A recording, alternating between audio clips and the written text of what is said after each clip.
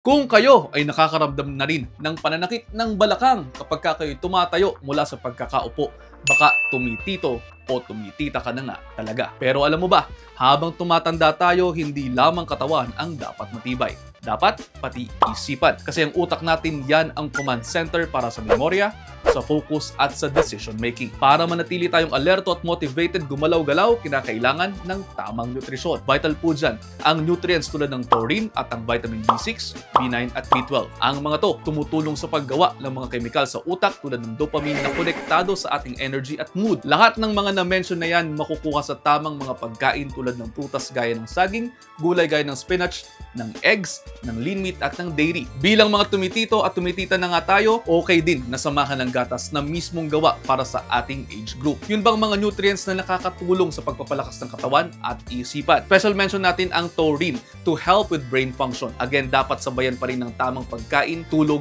at ehersisyo. Reminder lamang din po, kung may ibang mga sakit, best to consult your doctor dahil kung may iba kayong mga sakit, baka kinakailangan pa ng ibang produkto na mas angkop para sa inyo.